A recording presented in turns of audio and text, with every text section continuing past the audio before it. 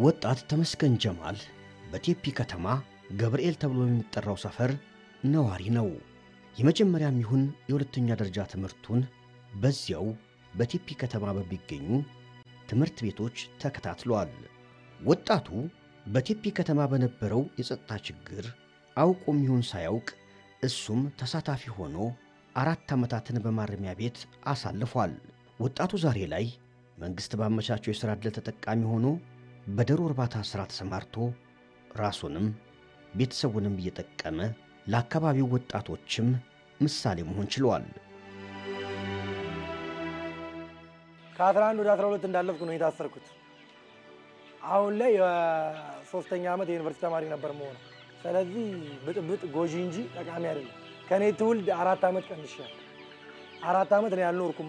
ከዛ ስንወጣ በሰላም ጉዳይ ቴፒ እርቅ ተደርጎ ተፈተን እንደመጣን መንግስት የዞኑና የከተማው ባንድ ላይ በመቀናጀት ከተማው ይሄንን የመሰለ የምታዩትን ቤት ሰርቶ ትልቅ ቦታ ሰጥቶናል። ዞኑ ደግሞ ከክልሉ ጋር በመነጋገር የአንድ ቀን ጫጩት ወደ 750 ጫጩት እስከ 3 ወር መኖ ቀለብ አመቻችቶ ሰጥቶናል። ዛሬ ገንዘብ እየያዝኩ ነው። ወደ ከፍታ እየሄድን ነው። ከ700 መንግስት ከሰጠን 700 ዛሬ 1500 ደርሰናል። ወጣቶች የጥፋትና እኩይ ዓላማ ማስፈጸሚያ እንዳይሆኑ ማስተዋል አለባቸው የሚለው ተመስገን ሰርቶ ለመበልጸግ ሰላም በእጅጉ አስፈላጊ ስለመሆኑ ይናገራል። በመጀመሪያ መማር ትምህርታቸው ላይ ቢያተኩሩ ወጣቱ ትምህርት አስፈላጊ ነገር ነው። ዕውቀት ያለው ሰው የትኛውም ቦታ አሸናፊ ነው የሚሆነው። ሁሉንም ነገር በትዕግስት ነው የሚታለፈውና ወጣቱ ለመስራት ለመለወጥ ዋና ትልቁ ነገር ትዕግስት ነው። ሰላም ለየትኛውም ለኢትዮጵያም እንደ ቴፒ ከተማ የሰላም አየር መኖሩ አንደኛ ለስራ እድገትም አሪፍ ነው። ለምሳሌ እነዚህን ስራዎች ይሄን ስራ እየሰራን መኖ የሚገባልን ከአዲስ አበባ ነው። ያንን ግብአት ለማግኘት እነዚህ መንገድ ቢዘጋ ብጥብጥ ቢኖር እነዚህ ዶሮዎች ይሞታሉ፣ ምንም መብላት አይችሉም። ለስራችን እንኳን ሰላም አስፈላጊ ነው። ልክ እንደ እናት ጡት ለልጅ እንደሚያስፈልገው ሁሉ ሰላም ለየትኛውም ሰው አስፈላጊ ነው።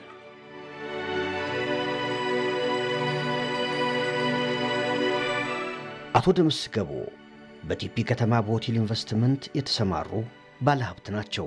የከተማዋ የሰላም እጦት ሰርቶ ለመለወጥ ብቻ ሳይሆን በሕይወት ለመኖር ስጋት ስለሆነባቸው አካባቢያቸውን ጥለው ወደ ሌላ ቦታ ከነቤተሰቦቻቸው ተፈናቅለው ኖረዋል። ቴፒ ከተማ ዛሬ ላይ የምትተነፍሰው የሰላም አየር ለእርሳቸውም ይሁን ለሌሎች ኢንቨስተሮች እፎይታን ሰጥቷቸዋል። ከምንም በላይ እንደ ሰላም ነገር የለም። እኔ አሁን እዚህ ተመላልሼ እሰራለሁ። ልጆቼ አዲስ አበባ ነው የሚኖሩት፣ ቤተሰቦቼ አዲስ አበባ ነው የሚኖሩት። ዛሬ ግን በዚህ ዓመት ከሰኔ ጀምሮ ባለቤቴም ልጆቼም የተወሰኑ 2 ልጆችን ይዤ መጥቼ ሰላም በመኖሩ እፎይ ብዬው እየሰራው እየገባው እየወጣው ሰዎች ሌሎችም እኔን አይቶኝ የሄዱትም እየተመለሰው እየመጡ እያለሙ ያሉበት ሁኔታ ነው አለውና ከምንም በላይ የሰላም ዋጋ ከባድ ነው። ሰላም ያስፈልጋል። ከምንም በላይ ቀድሚያ ሰላም ነው የሚያስፈልገው። ተኝቶ ለማደር፣ ለማልማት፣ ለመስራት፣ ለመነገድ ዋናው ሰላም ነው።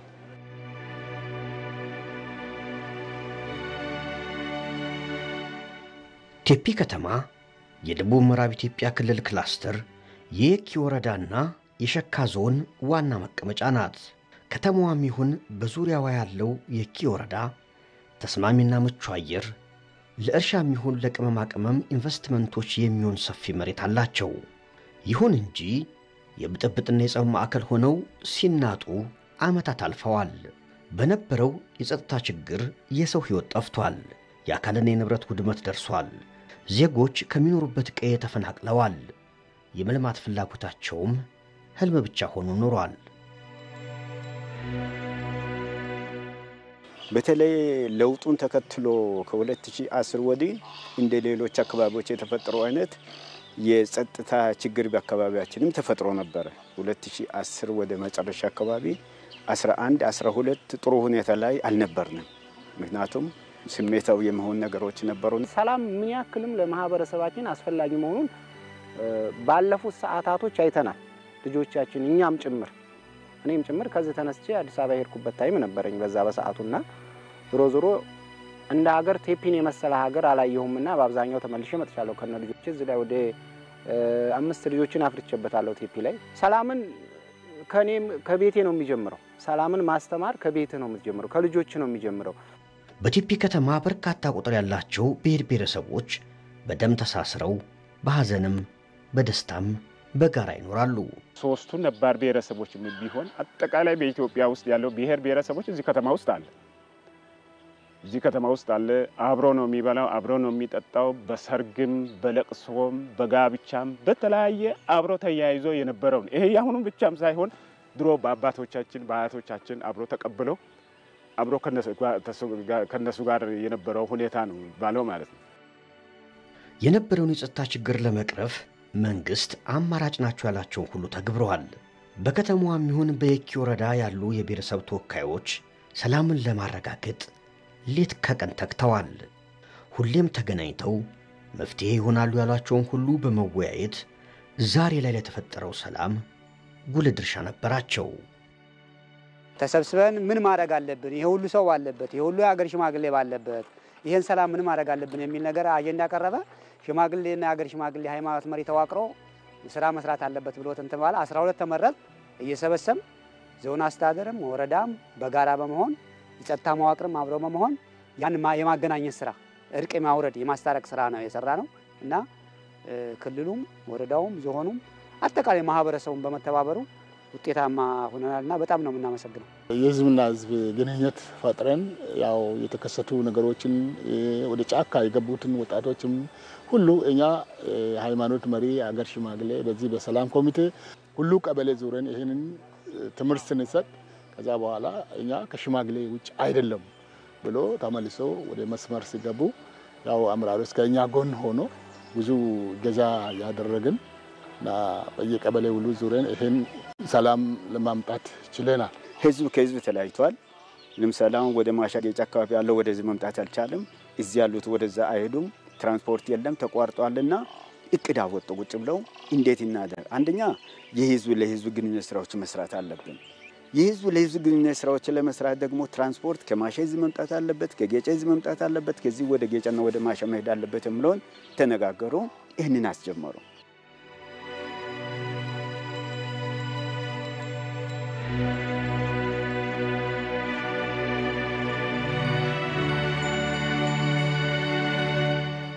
ልጅ የሚያድግበት ሀገር ነው ሰው አርሶ የሚበላበት ሰው ተምሮ ለውጤት የሚደርስበት ሀገር እንጂ ጸብ የሚፈጠርበት ሀገር አይደለም ብለን እኛ ከዚህ ጋር ተነጋገርን ህዝቦች እሺ ብለው ተቀበለ ህዝቡ ከተቀበለ በኋላ መንግስትን ያከባቢ መንግስትን ጠየቅ መንግስትም እሺ ብለው የከተማ መንግስትም የወረዳ መንግስትም የዞን መንግስትም እሺ ብለው ተቀበለ አልፎም እስከ ክልል ድረስ ያለው መንግስት የኛን የእርቀ ሰላም ስለተቀበለ ሰርተን ውጤታማ ሆነን ቴፒን ወደ ድሮ በነበረችበት ቦታ ላይ አንድነት ህዝብ አንድ ሆኖ አብሮ በልቶ አብሮ ጠጥቶ አብሮ ተጫውቶ አብሮ ተጋግዞ እንዲኖር ወደ በነበረበት ቦታ እንመልሳለን ብለን የጠየቅነው ጥያቄ መንግስት በመቀበሉ ህዝቡ በመቀበሉ ዛሬ ሸካ ዞን በጥሩ ደረጃ ላይ ነው ያለው ሰላም ከሌለ ልማት አይኖርም ሰላም ከሌለ ልጆች ወደ ትምህርት ቤት ሄዶ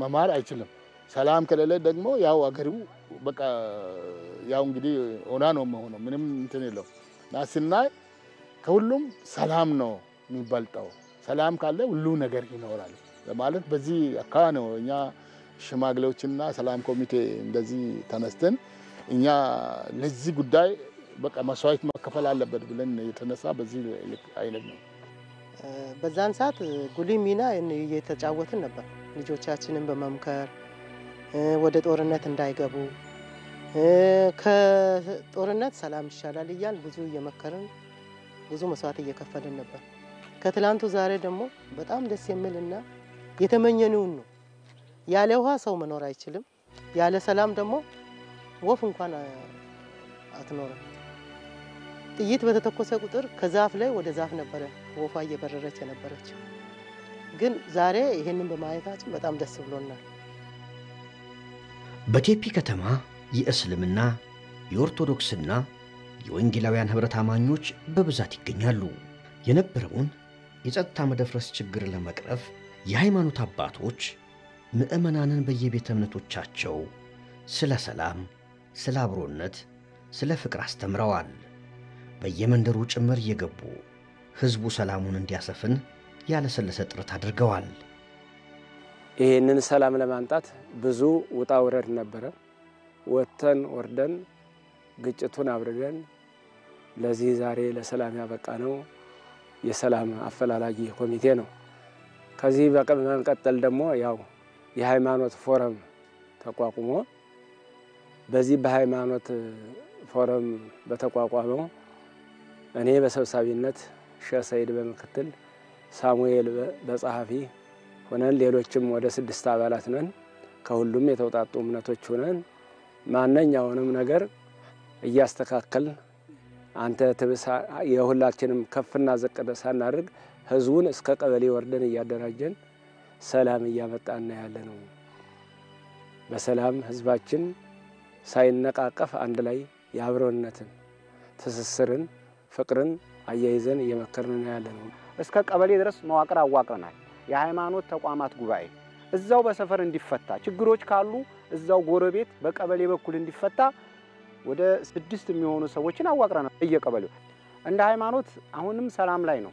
ሰላም ሳትሆን ማስተማራችንም፣ ሰላም ሳትሆን መስጊድ መግባታችንም፣ ሰላም ሳትሆን ቤተክርስቲያን መግባታችንም፣ ሰላም ሳትሆን መነገዲያችንም፣ ሰላም ሳትሆን ወጥተህ መግባታችንም የሃይማኖት አባቶች ሚናቸው ከፍ ያለ ነው። ለሰላም ዘመቆም ያስፈልገናል። ከልጆች ጀምሮ ትልቁ የሰው ልጅ ማስተማር ነው። ማሰር መፍትሄ እኮ አይሆንም። ስታስተምረው ስለ ሰላም ስታስተምረው ምናልባት የነበረው ሐሳብ ይቀየራል። አስተሳሰባችን ነው፣ አይዲያችን ነው። ትልቁ ችግር ቅንጭላችን ያለን አመለካከት ለሰላም እንዲያንሰራ ዋጋ እንዲናጣ አድርጎን ነበር። አሁን ፈጣሪ አልহামዱሊላህ ረቢል ዓለሚን አሁን ላይ ሰላሙ በተረጋገጠ መልኩ የተሻለ ሰላም አግኝተናል። ከዚህ በፊት በነበረው ሰላም ሁኔታ ጋር ተያይዞ በሁሉም ቤት የሰላም ችግር ምን ያክል ጉዳት እንዳመጣ ህዝቡም የሚያውቅ ነው፣ ምዕመናኑም ያውቃል። ይሄንን እንደ ሀገር ስናስብ የዚህን የሰላም ጉዳይ የማስቀጠሉ ሁኔታ ጸሎት መንፈሳዊ ጸሎት እንዳለ ሆኖ መንፈሳዊ ጸሎቱን የቤተ ክርስቲያን አስተምሮ በመንፈሳዊ ዘርፍ እንዴት መሄድ እንዳለበት መጽሐፍ ቅዱሳዊ አስተምሮ በሚያስተምርበት ጎን ከመንግስት ጋርም ከአካባቢ ህብረተሰብ ጋርም ከሌሎች ቤተ እምነቶች ጋር ስለ ሰላም ዙሪያ በሃይማኖት ተቋማት በኩል የሚከሰቱ ችግሮች ግጭቶች ካሉ በውይይት እንዲፈታ በተለይ እንደ ሃይማኖት ተቋማት ጉባኤ በዚህ በቴፒ ከተማ ባሉ 3ቱ ቀበሌ አስተዳደር ላይ የሃይማኖት ተቋማት ጉባኤ አቋቁመናል። ከመንግስት አካላት ጋርም ተደጋግፈን በጋራ እየሰራን እንገኛለን።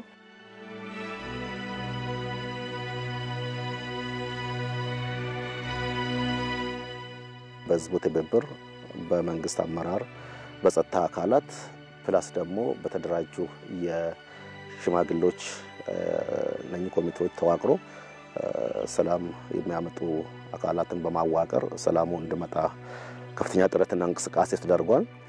በእነኚህ እንቅስቃሴ ላይ በዋናነት ህዝቡ ነው ሚና የተጫወተው። ህዝቡ ከዛ ከነበረው ችግር ተምሮ በእውነት ሰላሙን ራሱ ነው ያመጣው። በጦር አይመጣም ሰላም፣ በሌሎች በኃይል አይመጣም። ግን ህዝቡ ወጣቱንም ሌሎችንም አካላት አንቀሳቅሶ ተነጋግሮ የመጨረሻ ቴፒ ላይ ዘላቂነት ያለው ሰላም መጥቷል ማለት ነው። ኦልሞስት የሀገር ሽማግሌዎች የተጫወቱት ሚና ቀላል መባል አይደለም። የሰላም ካውንስል መባል የተቋቋረ ኮሚቴም የተጫወተው ሚና ቀላል መባል አይደለም። በዚህ ላይ የተጫወቱት ሚና ለዛሬዋ ቴፒ መልካም ስም እንዲወጣላት አድርጓል ማለት ነው። ይሄን በተደራጀ መንገድ የጸጥታውን ስራ ለመፍታት የተሰሩ ስራዎች በብዙ መንገድ የተሰሩ ስራዎች አሉ። አንደኛው የሃይማኖት መሪዎች የሀገር ሽማግሌዎችን በማደራጀት በእነሱ ውስጥ ያሉትን በባህላዊ መንገድና ሃይማኖታዊ መንገድ የሰላምን የማምጣት ስራዎች የተሰሩበት ነው።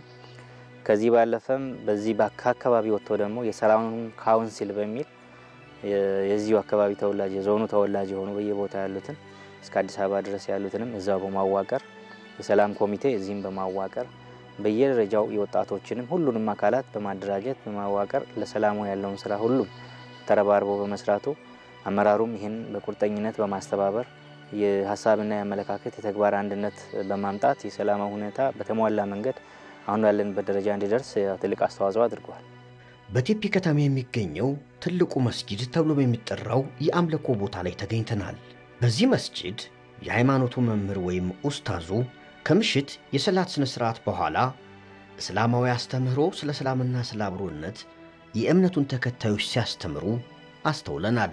ይህ ሰላማችን ተጠብቆ እንዲቆይ እስላም የሚያስተምረው ሰላምን ነውና ሁላችንም ባለንበት ኃላፊነት የተቻለንን ያክል ልናደርግ ይገባል። እንዲሁ ወላሂ ተሰብስቦ መስገድ ቀላል አይደለም።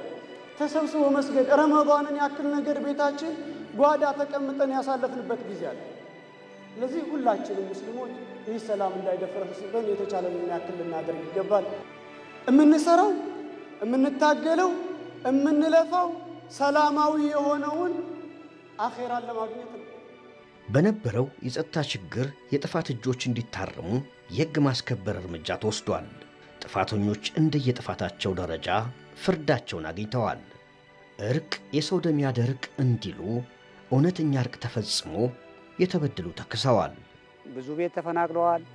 ቢያንስ ወደ ክልሉ ዞኑ ወደ ክልል የጠየቀው 110 ሚሊዮን ብር ነበር። ያን ሁሉ አስከፍለናል። 48 ሚሊዮን የቤታቸው የተቃጠለባቸውን አስከፍለናል። 38 ሚሊዮን ነበረ የእቃ ክፍያ የሚከፈለው፣ ወደ 16 ሚሊዮን ብር ምናምን አስከፍለናል። የእቃ ክፍያ ብቻ እቃቸው ወንበር ምናምን የተቃጠለባቸው ተከራይተው የሚኖሩ አባቶ የሞተበት ልጁ የሞተበት ምናምን አለ። ከ70 ሺህ ብር እስከ 150 ሺህ ብር ካሳ አስከፍለን እርቅ ፈጽመን በጣም ደስተኛ ነን። ተጎድተው የነበሩ ወገኖችንም ወደ እርቅ ሰላም ገብተው እርቁን ተቀብለው አሁን አንድ ነው ያለው። እስር ቤት የገባውን መንግስትን ለምነን መንግስት ይቅርታ የኛን ልመና መንግስት ተቀብሎ የህዝቡን ሐሳብ ተቀብሎ ለሰላም ጉዳይ ብለው ተቀብሎ በምረት ለቋቸው እነዛም መጥቶ ዛሬ እነዛ ወጣቶች የቴፒ ከተማ ዋና የልማት ሞተር አንቀሳቃሾች እነሱ ናቸው።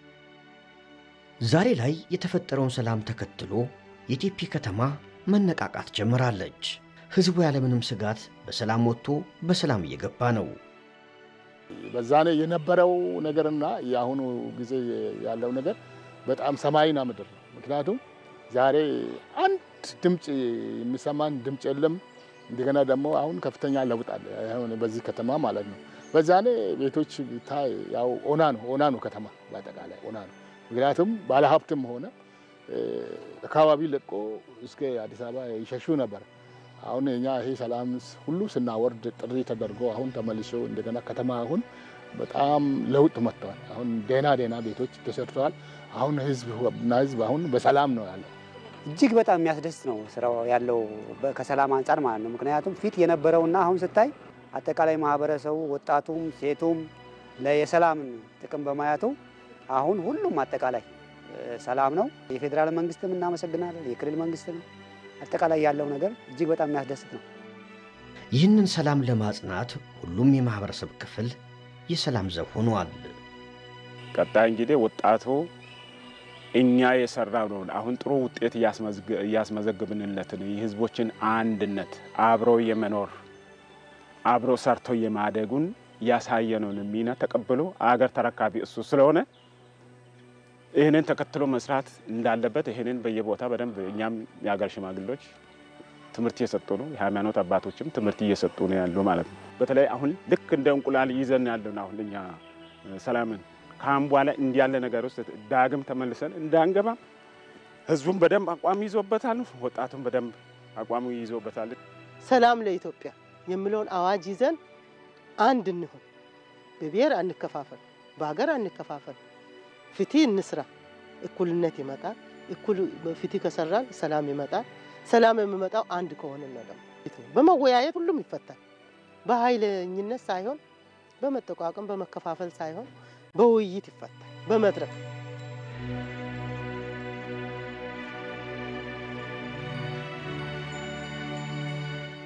አሁን የመጣውን ሰላም ለማጽናት ለማዝለቅ ነው አሁን እየተሰራ ያለው። የሃይማኖት መሪዎች፣ የሃይማኖት አባቶች፣ የሀገር ሽማግሌዎች፣ የሰላም ኮሚቴ ይሄ በየቀበሌው ተደራጀ አለ። እነሱ አሁንም ስራቸውን እየሰሩ ያሉበት ሂደት ነው ያለው። በዚህ ደረጃ ደግሞ በተደራጀ መንገድ ይሄ የመጣውን ሰላም ማስቀጠል የሚያስችል መጀመሪያ ሰላሙን ለማምጣት የተሰሩ አደረጃጀቶች አሁንም ቀጥለው እየሰሩ ያሉበት ሁኔታ ነው ያለው። መንግስትም ደግሞ በልዩ ሁኔታ ይህን አካባቢ ቀድሞ ከነበረ ሁኔታ አንጻር አንዳንድ ምልክቶች ሲኖሩም በግል በተራ ነገሮች በተራ ወንጀል ምንም ሲፈጸም እነሱን ማኔጅ በማድረግ ለቀጣይ ሰፍቶ እንዳይሄድ በማድረግና እነዚህ ከስርቆት ከምን ይያሉ የሚሄዱ ጉዳዮች ላይ ወጣቶች ተሳትፏቸውን እንዲቀንሱ የማድረግ ስራም ተሰርቷል። በዚህ ደረጃ አሁን በሁሉም አለ በዞናችን በሁሉም ቦታዎች ላይ የተረጋጋ ሰላም ፈጥረን መሄድ የቻልንበት ነው ያለው።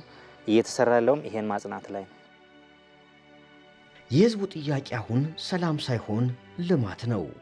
የከተማዋ ኢኮኖሚያዊ እንቅስቃሴ እንዲነቃቃ፣ የመሰረተ ልማት ዝርጋታ ስራዎች እንዲስፋፉ በየደረጃው ያለው የመንግስት መዋቅር ልዩ ትኩረት ሰጥቶ ሊሰራበት ይገባል። እናንተም የምታዩት ነው። ለውጦች የሉም። ከተማው በራሱ ማደግ የሚችል ከተማ ነው። አቀማመጡ ቶፖግራፊው በጣም ቆንጆ ነው። ብዙ ከዚህ አካባቢ የሚወጡ ምርቶች አሉ። ከቅመማ ቅመም ጀምሮ ከቡና ጀምሮ ከማር ጀምሮ ማይሄድ ነገር የለም፣ ማይወጣ ነገር የለም። ግን ያን ኢንቨስት የሚያደርጉ ሰዎችም ከተማው ላይ ጥሩ ሎጆችን የመስራት ጥሩ መዝናናቶች መናፈሻዎችን የመስራት ልምድ ቢኖር ከሌሎች አካባቢዎች ያለው ልምድ ወደዚህ ቢያመጡ መንግስትም የትኩረት ቢያደርግበት ለዚህ አካባቢ በዚህ ጦርነት ተጎድቷል፣ በዚህ ጸጥታ ጉዳይ የተጎዳ አካባቢ ስለሆነ የመንግስት ትኩረት ይፈልጋል። እኛውን ሰላሙን ጨርሰን ልማት ነው አሁን እየናፈቀን ያለ ልማት ነው የናፈቀን ያለ። እሺ ህዝቡን አስታረቅ ልማቱን እንዴት አድርገን እርቅ ፈጽመን እናምጣን? አሁን የኛ እቅድ ልማት አሁን ከቦንጋም ሽሽንዳ መንገድ ያስፈልገናል። ያ አልደረሰልንም። በመንግስት ላይ የጣልነ ነው። ከሚዛን ቴፒ ከቴፒ ማሻ አልፎ ደግሞ ህዝቡን የሚያስፈልገው ጉዳይ አሁን እነዚህ ሲቀሩብን የሰላምን ጉዳይ በእርቅ ፈጽመን ስንመጣን ይሄንን የልማቱን ጉዳይ ደግሞ እርቅን እንዴት አድርገን እናስታርቅ እንዴት አድርገን መንግስት ጋር አስታርቅን ይሄን ልማቱ ይግባልን ብለን ነው ያሁን የኛ ጥያቄ። የሚገርም ነገር እዚህ ቴፒ ከተማ አካባቢ ወደ 920 ነጋዴዎች ነበሩ። ቀጥታ አዲስ አበባ ገብተዋል። ለቀው ከዛ አካባቢ ችግር ስለነበርና አሁን እንደገና እነዛ ነጋዴዎች ሰላም ስለሆነ አዲስ አበባም ካውንስል ነበር የተቋቋመ እነሱም እንትን እያሏቸው በሙሉ መጥቶ አሁን አጠቃላይ ከዚህ ለቆ 900 ምናምን ነጋዴ አሁን መጥቶ ቴፒን እያለማ ነው። ሁለተኛ እንደ ሌላ አካባቢ እንደ ሚዛን ከተማ አካባቢ ቤቶች የድሮ ቤቶች ነበሩ አሁን ፈርሰው እየተሰሩ በፎቅ እየተሰራ እየታደሰ ነው። ያው የተሻሉ ነገሮች አሉ። ወደ ልማት እየገባን እንገኛለን ማለት ነው። ወደ ልማቱ ስንገባ እንደ ሀገር የተጀመሩ የመልካም አስተዳደር ስራዎች የልማት ስራዎች ኦልሞስት ሰላም ከሌለ ልማትም የለም። ዞሮ አሁን እየተሰራ ያለው የልማት ጉዳይ ቴፒ ላይ አሁን ከፍተኛ የኢንቨስትመንት ስራዎች እየተከናወኑ ይገኛሉ። በተለይ ከተማውን መልሶ ከማልማት አንፃር ከጸጥታው መልስ አንደኛው ከተማው መልማት አለበት የሚለው እንደ መንግስት የተያዘ አቅጣጫ አለ። ስለዚህ ትላልቅ ለኢንቨስትመንት የሚሆኑ ቦታዎች ሰጥተን አሁን በዚህ ሰዓት ትላልቅ ግንባታዎች እየተካሄዱ ይገኛሉ። የነበረው የጸጥታ ችግር አልፏል። አሁን ደግሞ ቀጣዩን ሰላሙን እንዴት ዘላቂ አድርገን እናስቀጥል የሚለው ነገር ያው በማህበረሰብ ደረጃ በርካታ ውይይቶች ይደረጋሉ። ቴፒ ከተማ ለኢንቨስትመንት ምቹ ለማድረግ ያው እንቅስቃሴ ጀምረናል። ፎቅ ብቻ መስራት አይደለም ኢንዱስትሪም አምጥቶ በተለይ አግሮ ፕሮሰሲንግ አካባቢያችን በጣም በተለያዩ ግብርና ምርቶች ላይ በጣም የተሞላች ነች። ቴፒ ከተማም ዙሪያውም የኪ ወረዳም በጣም የተለያዩ ግብርና ምርቶች አሉ። ስለዚህ እነኚህ ግብርና ምርቶች ፋብሪኬት ተደርጎ ለማይከላዊ ገበያ ማቅረብ የምንችልባቸውን አንዳንድ ኢንዱስትሪዎችንም ኢንቨስት ማድረግ ያስፈልጋል ማለት ነው። ስለዚህ አሁንም እየጠየቁ ያሉ አካላት አሉ። ያው ለኢንቨስትመንት ካንተ የምትጠበቀው ምቹ ሁኔታ መፍጠር ነው። ባለሀብት ራሱ ይመጣል። ስለዚህ እኛ አሁንም ዛሬ ባለሀብቱን ወደ ቴፒ በመጣ በመልካም አስተሳሰብ በመልካም አመለካከት የምንቀበልና ምፈልገውን ፍላጎቱን ማሟላት የምንችል መሆኑን በዚህ አጋጣሚ እገልጻለሁ። ስለዚህ ባለሀብቶች ከመጡ በሚፈልጉት የሥራ ዘርፍ እኛ ማሰማራት እንችላለን የሚለውን ነገር በዚህ አጋጣሚ ለመግለጽ ፈልጋለሁ።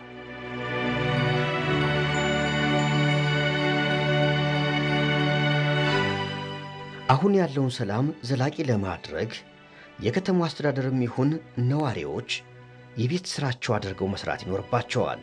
ወጣቶች ስለ አካባቢያቸው ሰላም አብዝተው ሊሰሩ ይገባል። የጥፋት ተልእኮን ከመቀበል ይልቅ ክንዳቸውን ለሁለንተናዊ ልማት ቢያውሉት ለራሳቸውም ይሁን ለሀገር ልማት የበኩላቸው ሚና ይወጣሉ። ማህበረሰቡም ይሁን መንግስት የልማት ስራዎችን ጀምረው ቢጨርሱ ቴፒ ከተማ ልክ እንደ ሌሎች የሀገሪቱ ከተሞች ወደ ለውጥ ጎዳና መግባት ትችላለች። ኢንቨስተሮችም የአካባቢውን የኢንቨስትመንት አማራጮች ተጠቅመው ማልማት ይጀምራሉ።